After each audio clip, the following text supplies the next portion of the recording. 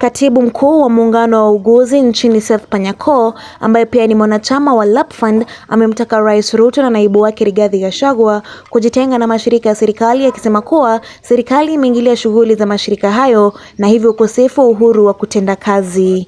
I want to ask the president, you are my good friend. The fact that we have differed on how you want to implement the policies that we promise the Kenyan people does not mean you have become my enemy. I want to request you to remove your hand from state corporations. Once the state corporation board has been appointed, leave that state corporation board to function as established and exposed in the State Corporation Act, especially Section 5, Clause 3, which gives the boards of state corporations in Kenya to appoint CEOs of those state corporations, and in fact all other employees. Therefore, the state capture of state corporation is not good for this country.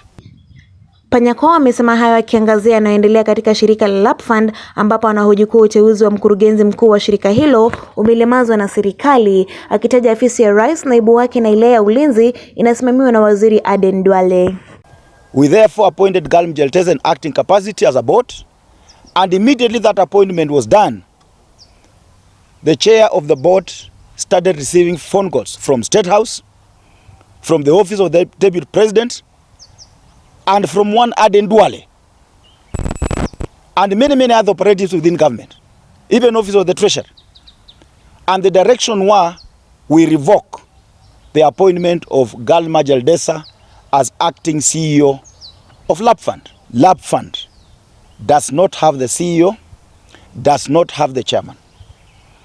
The chairman of the LAPFUND resigned yesterday.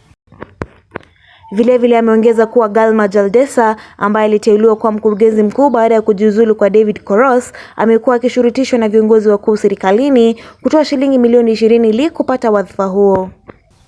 If you ask 20 million from a CEO who is acting only maybe for 6 months, and we can decide to advertise and hire a substantive CEO within 3 months, and maybe the one you took 20 million from is not going to be successful.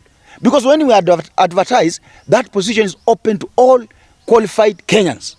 How will we be held personally accountable in LAPFUND when the state, the office of the president, deputy president, and Aden Duale want to decide who will be the CEO of LAPFUND? The board must be left to do its work.